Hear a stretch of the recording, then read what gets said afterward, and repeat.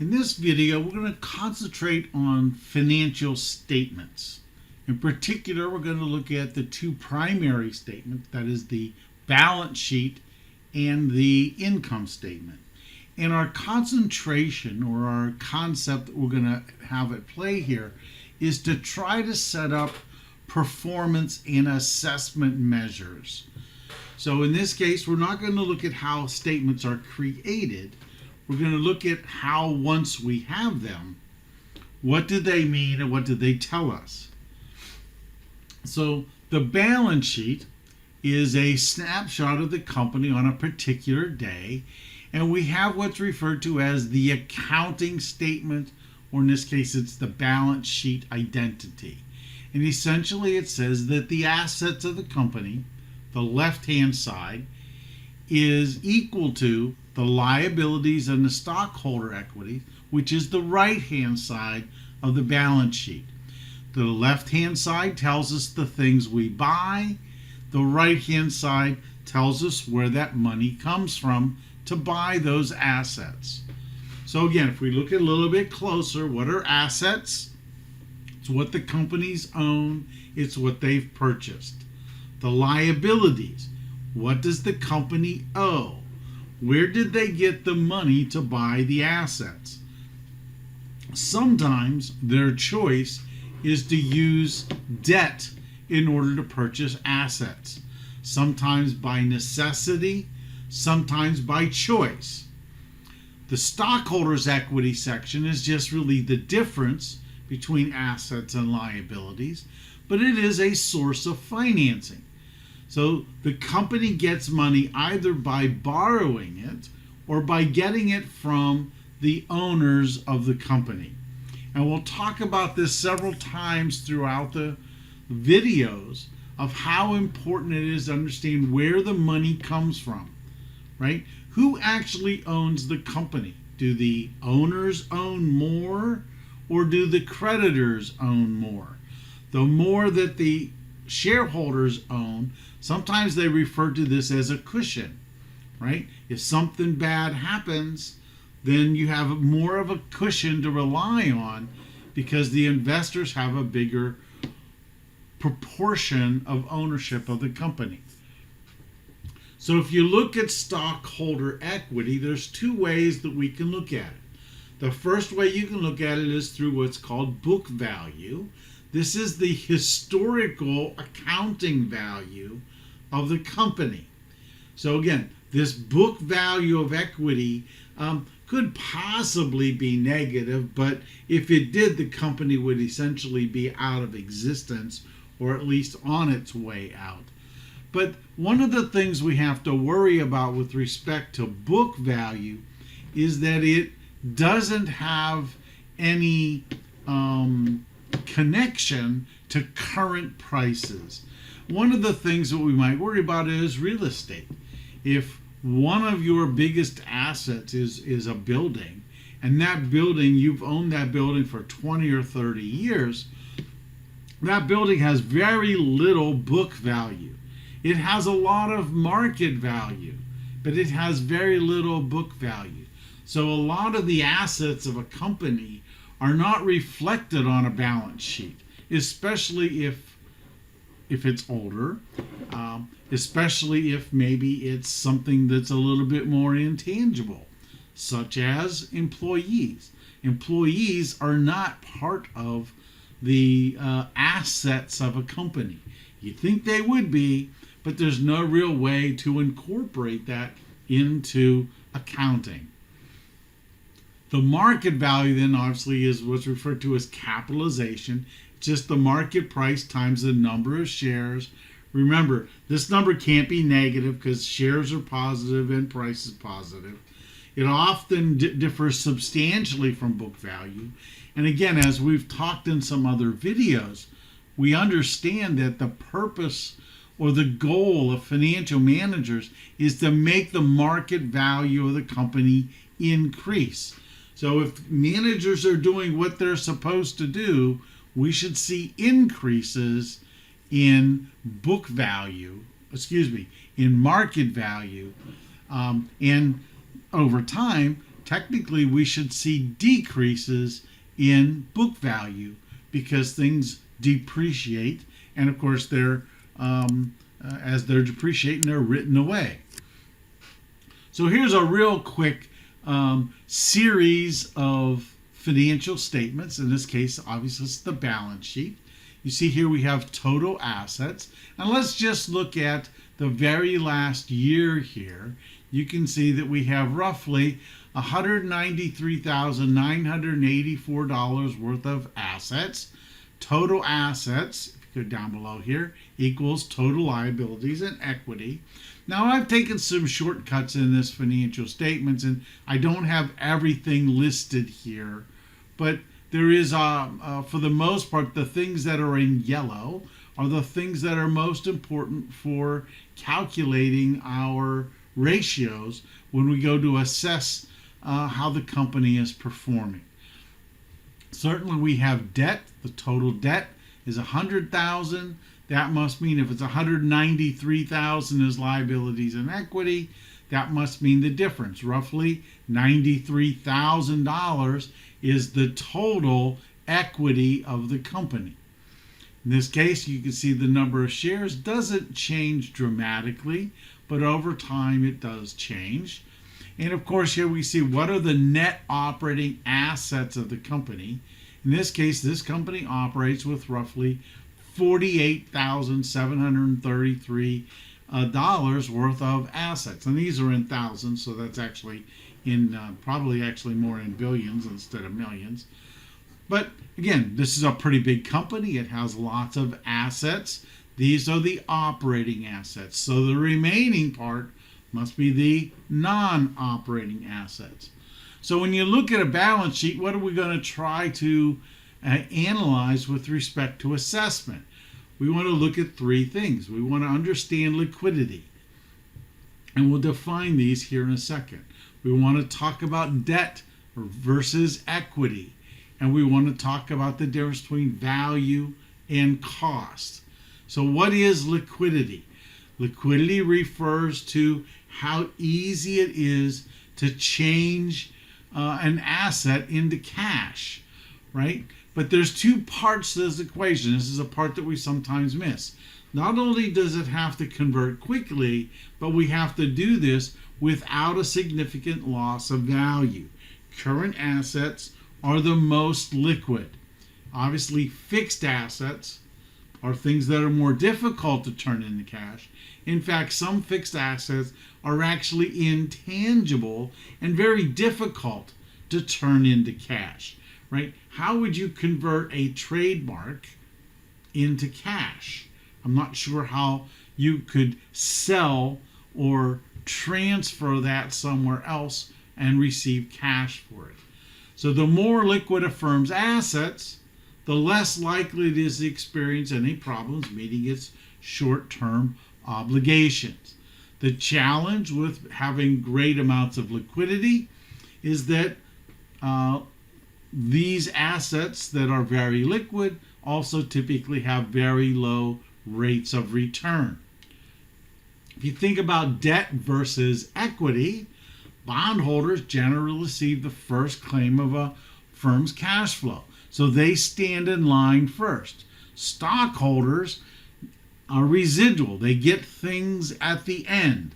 So when we're talking about the relative relationship between debt versus equity, we're looking at claims, but we're also looking at the source of capital, right? Does money come from creditors or does money come from owners? Certainly, if a company is profitable, some of those profits can be reinvested in the company. That is owner equity. That's retained earnings.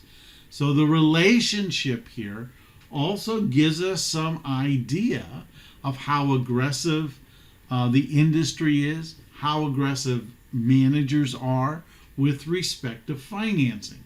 And of course, the lower the solvency, right, the more likely it is the company could get in trouble should the economy turn down. And finally here, we want to talk about the value versus cost. right? Under generally accepted accounting principles, right? We in the United States, we always carry assets at cost or at their historical basis.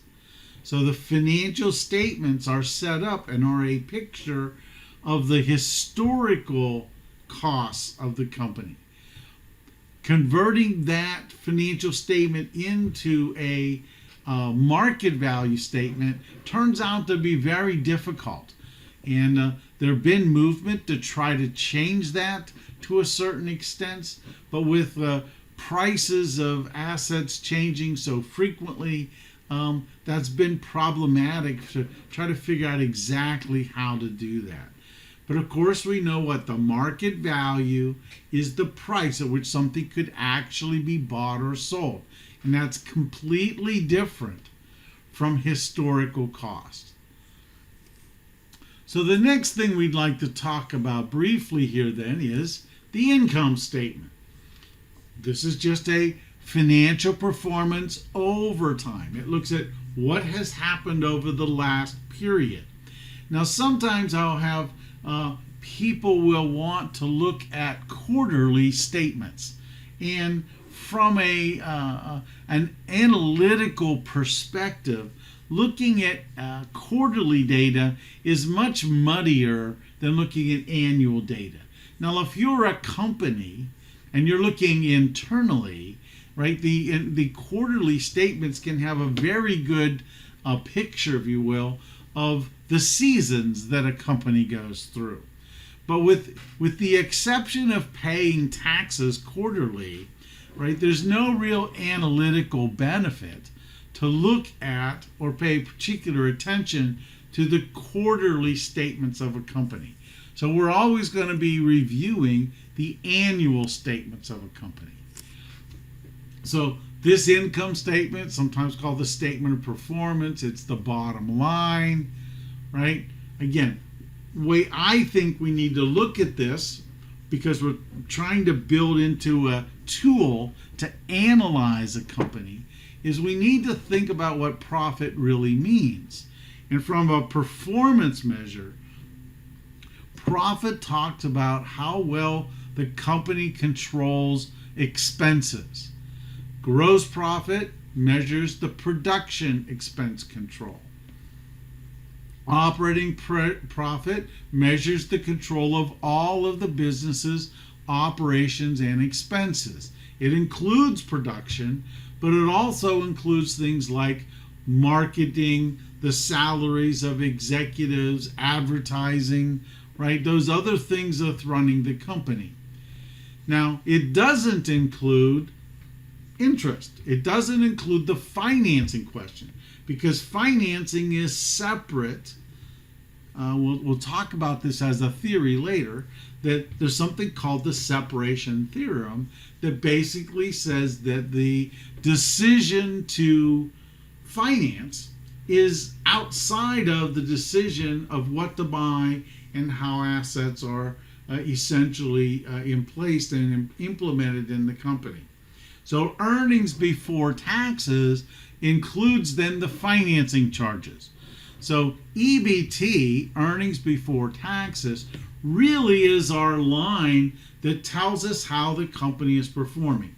Most companies are going to be that we'll look at, are going to be in the upper tax brackets. So unless you're looking at a very small company, how would you know how small a company is?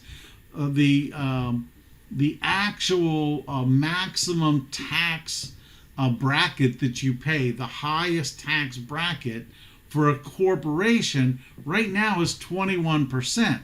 So even if your company is paying over, if you have $80 million in profits, you're going to pay that highest tax bracket. But it goes the whole way down, I believe, to 18 million. So if you just had 18 million in profit, which is not a lot of money, that's the kind of company that actually pay the highest corporate tax. So again, obviously EBT, most companies that we're going to look at in this class and certainly that you look at from an investment perspective, are going to be pretty big companies, and the tax rate that they pay, it's all the same. So when we look at EBT and its ratios, its an assessment, and net income, they're going to be very similar because it's a percentage that makes the difference, and that is the same across companies. So here we have, again, our income statement, and as you look down the line, here's gross profit, $27,552. You can see the gross profit went up a little bit this year, but sales went up by 10,000, but profits only went up, it looks like 800, right? So something's going on there. How do you get 10,000 increase but only $800 increase in gross profit? We may want to look at that. Here's the operating income, EBIT, 10,000. That went down. Why'd that go down? It's because other operating expenses increased pretty dramatically. And as we go down through the list, you can see how this thing's, obviously it adds out, right? Again, yellow things you can enter. When you're entering these yellow things, remember it gives you some clues out here. Interest expense should go in as negative so that the formulas work. Likewise with taxes. As you go down to the bottom here, we find out here is the earnings per share of the company. You can see that there was a pretty dramatic drop in earnings per share. Went from $8.36 to $6.60. So it almost dropped 2 full dollars in earnings per share from last year to this year. But the year before that, it went up almost $3. So earnings per share, something has happened in this 2017 to 2019 range that we're going to want to explore as we go through this company. If you look at dividends, dividends are a little bit smoother than earnings per share. And you can see that obviously I have $1.76 was the last dividend that was paid. And the last price of the stock was $129. Net operating profit income, net operating profit after tax. Again, we have a number, it's $84.25. This comes from the operations of the company.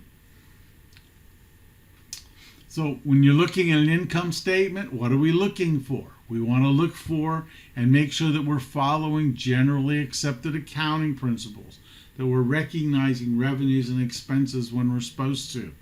We want to look at the non-cash items. How is depreciation taken care of? How do we deal with leasing arrangements? And finally, we want to talk about time and cost, right? So again, GAAP, we want to make sure everything is done properly and revenues and expenses are matched up properly. We've talked about the non-cash flow items, right? We want to make sure that we understand what they are, right? And we understand how that affects the firm. And then finally, we have time and costs, right? Certain assets, right? Certain kinds of equipment, resources, etc., they're fixed. But the firm can vary those other inputs such as labor, raw materials, right? So there's some things we can manage and some things are fixed. So in the long run, all the inputs of production and essentially the costs are variable, right? The fixed costs of the company, right, are a little bit, I mean, they're obvious what they are, but sometimes we don't distinguish between variable cost and fixed cost, right? Instead, the accounting costs usually fit into a classification, right? That separation of variable cost and fixed cost is more of an internal thing than an external thing, is I think the point they're trying to make here. So that's the end of this video, and we will talk about another financial statement on the next video.